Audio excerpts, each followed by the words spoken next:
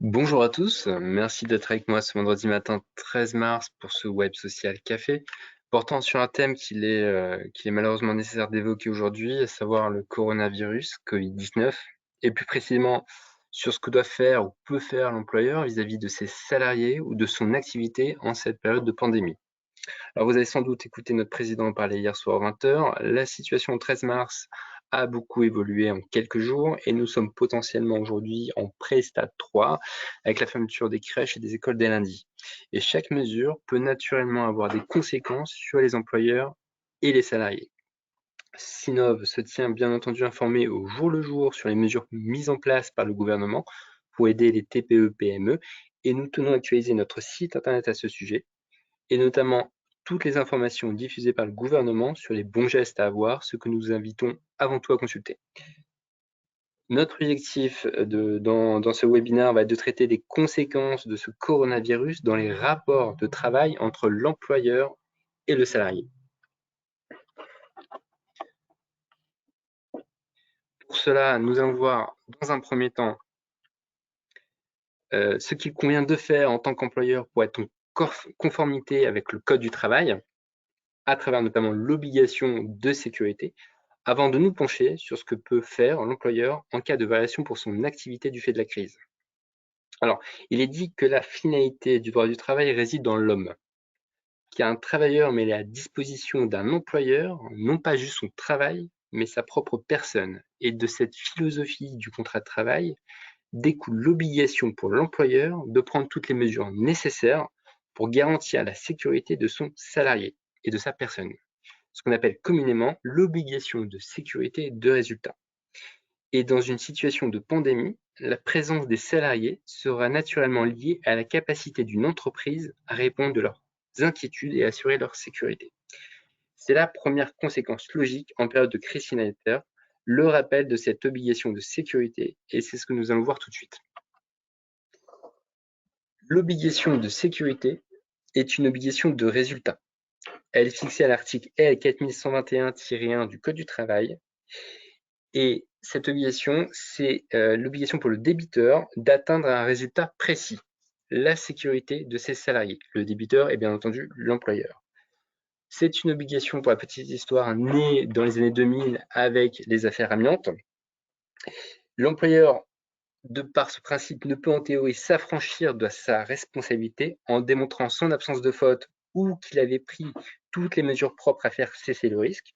Le résultat suffit à engager sa responsabilité. Donc, dès que la santé du salarié est atteinte, la responsabilité de l'employeur est engagée.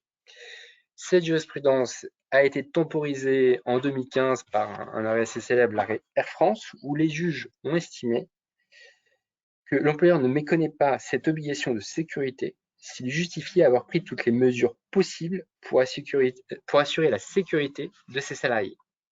On peut donc dire qu'on est passé d'une obligation de résultat à une obligation de moyens renforcée. Donc ce qu'il faut retenir, c'est que si l'employeur a tout mis en œuvre et que malheureusement la santé du salarié est atteinte, alors sa responsabilité ne sera pas engagée pour autant. On doit donc nécessairement se poser cette question pour le coronavirus. Qu'est-ce qu'il est possible de faire en tant qu'employeur pour assurer la sécurité de ses salariés et de ce fait être en conformité avec cette obligation? Avec un fil conducteur, toute action préventive est forcément une bonne mesure. La première étape, et comme vous voyez à l'écran, la première étape, c'est l'information des salariés.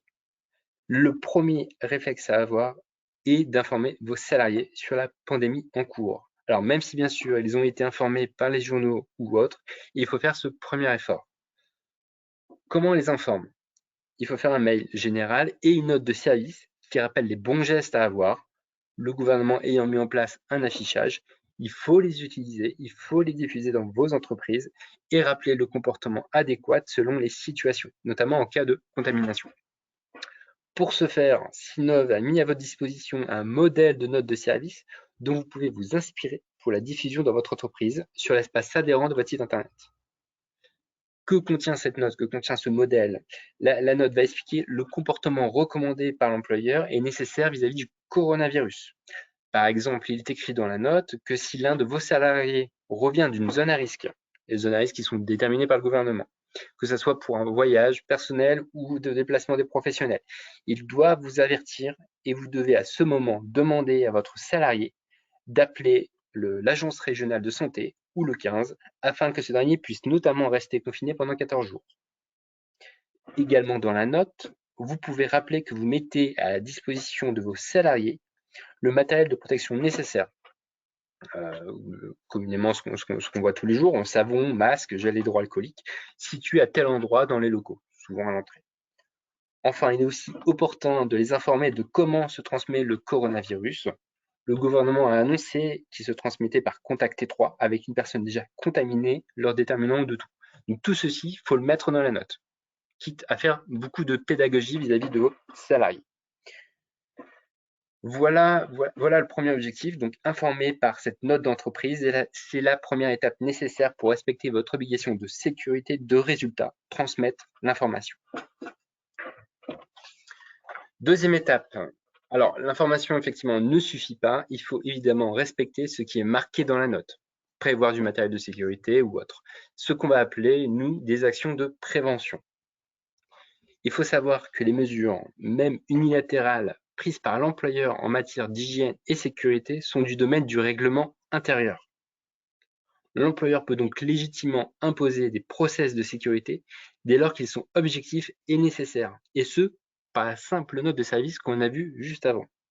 Donc, de par votre pouvoir de direction, vous avez la possibilité de prendre toute mesure nécessaire à la sécurité de vos salariés et bien entendu, vos pratiques professionnelles doivent être adaptées aux circonstances. Par exemple, vous avez la faculté d'interdire les déplacements professionnels de vos salariés ou des participations à des réunions internationales, la faculté d'imposer des conférences à distance, rappeler les salariés en déplacement professionnel dans les régions affectées par le virus et les laisser chez eux pendant la période d'incubation. Sur ce cas, soit ils se mettent en arrêt de travail en contactant les numéros que nous avons vus juste avant et sont indemnisés, soit vous devrez maintenir vous-même le salaire pendant 14 jours pour être certain qu'il ne contamine pas vos autres salariés. Ensuite, si l'un de vos salariés est contaminé, bien entendu, il faut procéder au nettoyage total des locaux et ne pas hésiter à le faire. Vous pouvez aussi, de la même manière, imposer au salarié de prévenir son supérieur hiérarchique ou directement le gérant ou le service RH s'il revient d'un voyage personnel et lui faire consulter un médecin pour une potentielle mise en quarantaine. Si votre salarié refuse ou est dans l'incapacité de le faire, vous devez appeler à sa place. Vous devez mettre également à leur disposition du matériel de sécurité et les salariés doivent avoir la possibilité d'en disposer librement à tout moment. Donc là, c'est tout un tas d'exemples, mais c'est tout un tas d'exemples que vous pouvez mettre en œuvre dans vos entreprises. Et toutes ces actions doivent concorder vers une chose, la sécurité de vos salariés. Ensuite, il faut bien enregistrer ce risque de pandémie et les actions mises en œuvre dans l'entreprise pour l'endiguer. Et ce, c'est dans votre document unique d'évaluation des risques qui doit recenser les mesures prises pour réduire au maximum les risques de contagion sur le lieu de travail. Donc, il faut valoriser ce que vous faites en action de prévention et pour cela, il faut le mettre dans le document unique. Il faut mettre à jour ce document au regard du coronavirus et ce n'est pas à prendre à la légère. Par exemple, si vous ne le mettez pas à jour, vous vous exposez vraiment à une amende si vous ne le faites pas ou même pire, à une faute inexcusable en cas de réalisation du risque qui n'était pas prévu dans le document unique alors qu'il était prévisible. Et le coronavirus est considéré comme prévisible. Donc, il faut le prévoir dans le document unique. Donc voilà, là qu'est-ce que nous avons fait? Nous avons informé nos salariés par note de service. Nous avons mis en place des actions de prévention dans l'entreprise pour son application effective et nous avons enregistré tout ça dans le document unique. Mais nous disposons en plus d'une autre possibilité qui est un peu plus flexible, c'est celle de réorganiser les postes de travail en cas de circonstances exceptionnelles. Alors, une des réorganisations possibles, et vous le savez déjà parce que le président l'a évoqué hier, mais c'est de passer en télétravail vos salariés, ou en tout cas ceux éligibles à ce format. Et en période de crise sanitaire, le Code du travail vous offre notamment la faculté d'imposer le télétravail à vos salariés et ce, sans accord et sans formalisme. C'est une disposition de l'article L 1222-11 du Code du travail. Donc ça veut dire que en crise sanitaire, on impose le télétravail à son salarié et on n'a rien à faire. Je rappelle que hors période de crise sanitaire, il faut à minima un accord d'entreprise ou une charte ou un avenant au contrat de travail pour mettre en place le télétravail. Donc le télétravail, c'est notamment une possibilité à privilégier pour les salariés, surtout pour les salariés ayant voyagé ces derniers temps et encore plus dans une zone à risque, ou au contact potentiel de public international, ou encore pour ceux ayant des enfants potentiellement contaminés. Une autre possibilité offerte par le Code du travail est d'imposer le déplacement de congés payés, des congés payés déjà posés par le salarié pour couvrir la période d'incubation de 14 jours du coronavirus. Ce n'est pas possible si le salarié n'a pas posé de congé. Donc seulement si le salarié a posé des congés, on peut l'imposer pendant les 14 jours où le salarié doit rester chez lui. Par ailleurs, oui, quatrième point, dérogation règle maximale de travail et de repos. Pour compenser le travail de vos salariés ne pouvant pas travailler normalement à cause de la pandémie, vous avez la possibilité de déroger aux durées maximales de travail ou de repos en situation d'urgence. Et après, bien entendu, information de l'inspection du travail. Et on est dans ce cas-là pour le coronavirus. Donc, c'est-à-dire que vous faites travailler davantage les salariés pouvant exercer pour absorber la charge de travail engendrée par les absences de leurs collègues. Donc, c'est une modulation en fait collective de la charge de travail en dérogeant aux règles de respect du temps de travail et de repos. Dernière possibilité, vous pouvez vous entendre avec vos salariés pour du congé sans solde ou alors du maintien de salaire à condition de récupérer les heures non effectuées. Et je vous recommande de passer par un écrit si un tel accord se profile. Donc voilà, si je résume, information, prévention et action, et pourquoi pas réorganisation. Donc c'est tout un tas d'outils qui sont à la disposition de l'employeur et qui vous aident à gérer cette crise vis-à-vis de vos salariés. C'est ce que vous pouvez faire dans certains cas et c'est ce que vous devez faire dans d'autres. Alors, je vais en parler brièvement. L'indemnisation des salariés en cas d'arrêt de travail du fait du coronavirus. C'est bon, j'espère que vous n'êtes pas concerné, mais Sinop vous a communiqué la semaine dernière une note à ce sujet. Il faut savoir que lorsque la protection de la santé publique le justifie, c'est-à-dire en cas de risque sanitaire grave, comme on l'est actuellement avec le coronavirus, le gouvernement peut directement adapter par décret les conditions d'ouverture aux indemnités journalières d'assurance maladie. Et c'est ce qu'a fait le gouvernement par le décret du 31 janvier 2020. Il a déterminé des conditions dérogatoires d'octroi des prestations maladie, justement pour les personnes atteintes ou en isolement du fait du coronavirus. Alors, qu'est-ce qui est prévu dans ce décret? Ce décret prévoit une ouverture des droits aux indemnités journalières sans condition et sans délai de carence, afin de permettre directement le versement des indemnités journalières dès le premier jour d'arrêt, et ce pendant 20 jours. Alors, si vous avez le cas, si l'un de vos salariés est mis en isolement pour avoir été exposé au coronavirus, je vous rappelle que, en plus de bénéficier de cette indemnité directement maladie, il faut maintenir son salaire du fait de la convention collective et de l'article 43 de notre convention collective.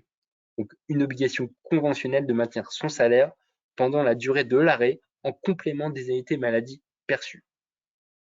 Voilà, c'est un dispositif dérogatoire qui existe, je vous en parle brièvement, mais il existe durant 2 mois, soit jusqu'à la fin du mois de mars.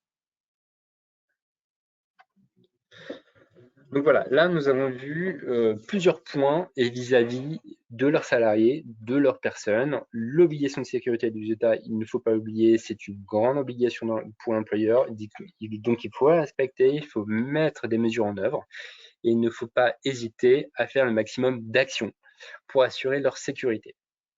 Et vous pouvez très bien vous inspirer de ce qu'a fait Sinov en mettant en place un modèle de note de service. Donc maintenant, nous allons voir ce que vous pouvez faire pour votre activité, parce que votre activité va certainement sentir en tout cas le passage du coronavirus. L'activité partielle. Alors oui, le président l'a évoqué de nombreuses fois hier. Nous allons voir d'abord ce dispositif. D'ailleurs, le président évoquait hier des mesures exceptionnelles et massives. Et nous allons voir ce que nous pouvons faire de ce dispositif à l'heure actuelle. Alors, les questions-réponses qui étaient publiées par le gouvernement fin février et début mars ont confirmé que les employeurs pouvaient recourir au dispositif de l'activité partielle dans le cadre de circonstances à caractère exceptionnel, et nous y sommes dans le cadre du coronavirus. C'est une possibilité prévue à l'article R 5122-1 du Code du travail. Alors, l'activité partielle, qu'est-ce que c'est? L'activité partielle permet aux employeurs, lorsqu'ils font face à certaines circonstances les contraignant, à réduire temporairement l'activité afin de diminuer le temps de travail de leurs salariés. Avec l'activité partielle, vous pouvez donc déroger à votre obligation de garantir à vos salariés une durée de travail égale à celle prévue dans votre entreprise ou dans leur contrat de travail, tout en les maintenant dans l'emploi. Cette dérogation prend juridiquement la forme d'une suspension du contrat de travail pendant les heures chômées. Et l'activité partielle permet de compenser la perte de revenus subie par les salariés du fait des heures non travaillées. Donc, comme indiqué à l'écran, cette baisse temporaire d'activité peut notamment prendre deux formes différentes, soit une réduction du temps de travail en dessous de la durée de travail prévue, ou alors une fermeture temporaire d'une partie ou de tout l'établissement pendant laquelle les salariés sont en inactivité totale, et quel que soit le nombre de jours de fermeture. Une seule limite dans les deux cas, l'activité partielle est ouverte à hauteur de 1000 heures par année et par salarié. Alors, pour l'instant, le président a annoncé des mesures exceptionnelles de prise en charge de ce dispositif et que l'État prendrait en charge l'indemnisation totale des salariés contraints à rester chez eux. Mais je vous conseille fortement d'attendre le texte d'application, et c'est ce que nous n'avons pas. Alors, ce que je vais vous présenter par la suite, c'est ce qui est applicable aujourd'hui. Mais demain, s'il y a des nouvelles dispositions, sinon vous tiendra bien entendu informé de ces nouvelles dispositions. Alors, comment je mets en place l'activité partielle dans mon entreprise? Avant la mise en activité partielle, l'employeur doit adresser à la directe du département où est implanté son établissement une demande préalable d'activité partielle par voie dématérialisée sur le site que vous voyez affiché à l'écran. Donc c'est le site du gouvernement. Donc la procédure est déjà de base assez simple, par voie dématérialisée. La demande doit préciser les motifs justifiant le recours à l'activité partielle. Donc là, c'est simple, c'est le coronavirus et ses conséquences, la période prévisible de sous-activité et le nombre de salariés concernés. Je rajoute que pour les entreprises qui ont un comité social économique, il faut accompagner cette demande de l'avis du comité social économique. Donc il faut à tout le moins les avoir consultés sur ce point. La décision d'autorisation ou de refus de la directe vous sera notifiée par courrier ou par mail, justement pour le coronavirus, c'est une disposition pour le coronavirus, par mail, dans un délai de 15 jours à compter de la date de réception de la demande d'autorisation. Il faut savoir que l'absence de décision dans un délai de 15 jours vaut acceptation implicite de la demande. Et quoi qu'il arrive, la décision de refus est motivée et dans le cas du coronavirus, le gouvernement a mis en place une procédure accélérée pour réduire ce délai de 15 jours. Si par contre la décision est favorable, vous pourrez mettre à ce moment seulement vos salariés en activité partielle. Voilà, donc l'activité partielle est une mesure collective en principe. Il faut en faire la demande au gouvernement, on attend sa réponse et on met ensuite vos salariés en activité partielle. Donc, comme je disais, c'est une mesure collective et elle peut être mise en place à l'échelle d'un service ou d'un atelier. C'est une question récurrente. Oui, l'activité partielle n'est pas obligatoire à l'échelle entière de l'entreprise, mais ne peut concerner qu'une partie de l'entreprise. Mais il faut bien entendu le motiver dans la demande. Aussi, et c'est prévu dans le Code du travail, il est tout à fait possible de prévoir l'activité partielle pour les salariés pris individuellement et alternativement.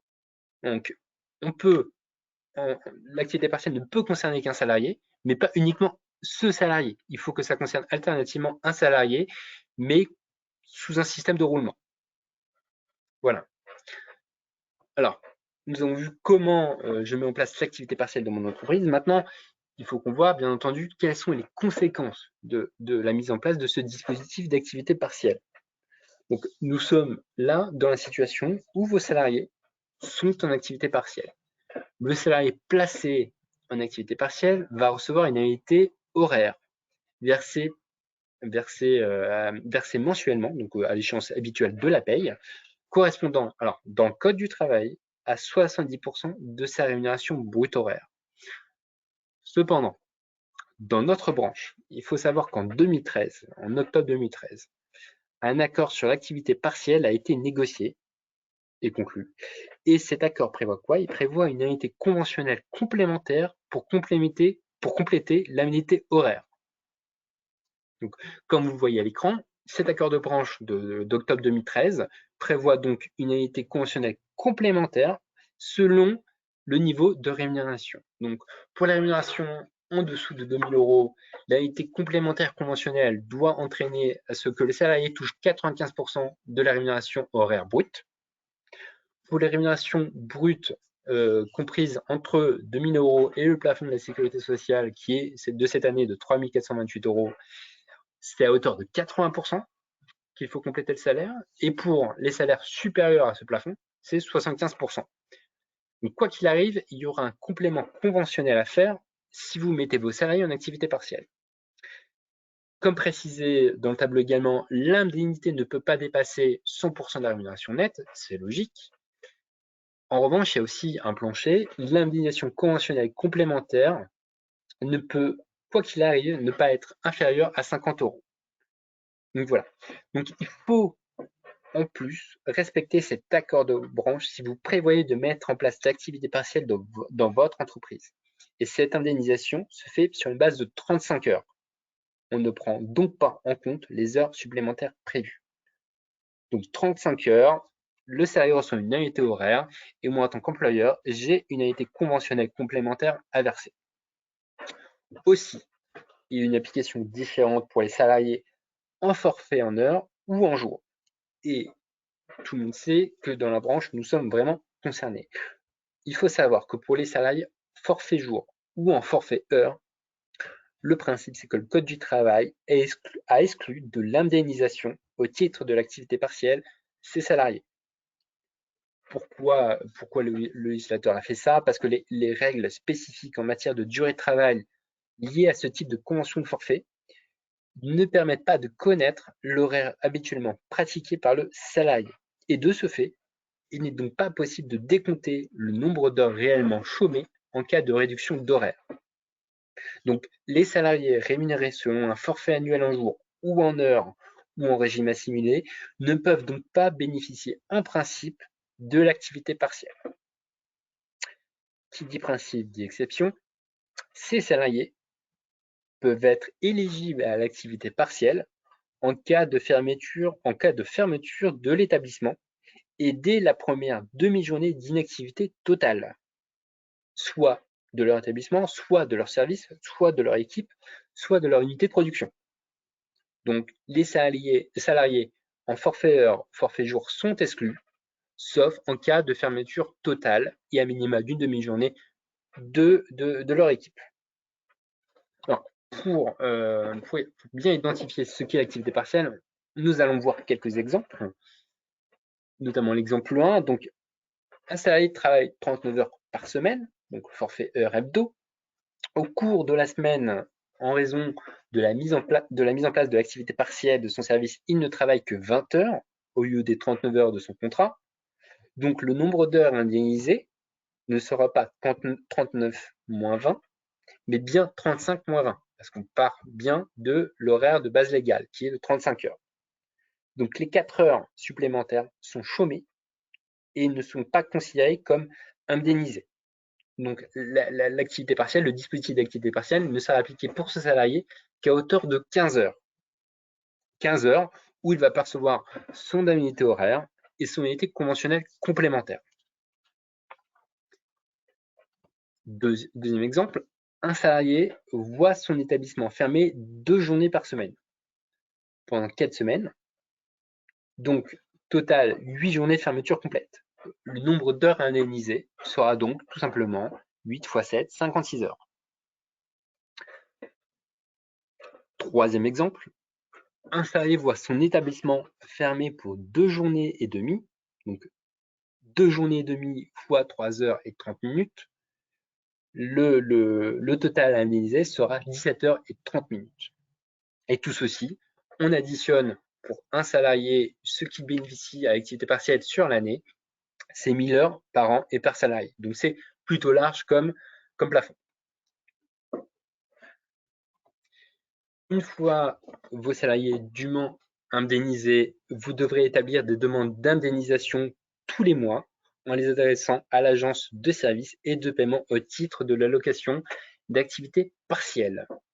Et cette demande devra comporter des informations relatives à l'identité de l'entreprise, la liste nominative des salariés concernés et les états nominatifs précisant notamment le nombre d'heures chômées par salarié, comme dans les exemples que nous venons de voir. Donc, vous faites ce décompte par salarié.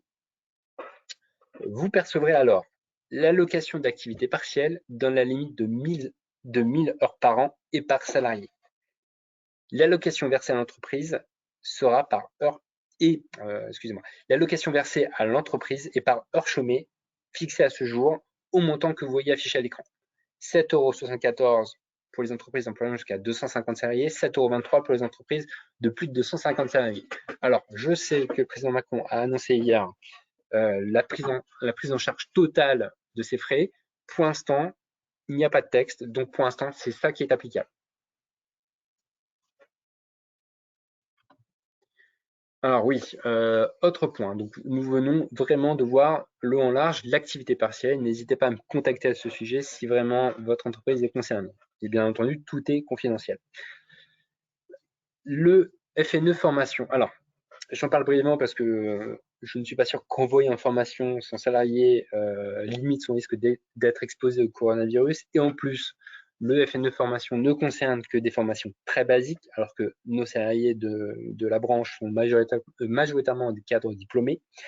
Mais il faut savoir qu'en cas d'arrêt de votre activité, le gouvernement a rappelé la possibilité pour les entreprises de bénéficier du dispositif du FNE formation.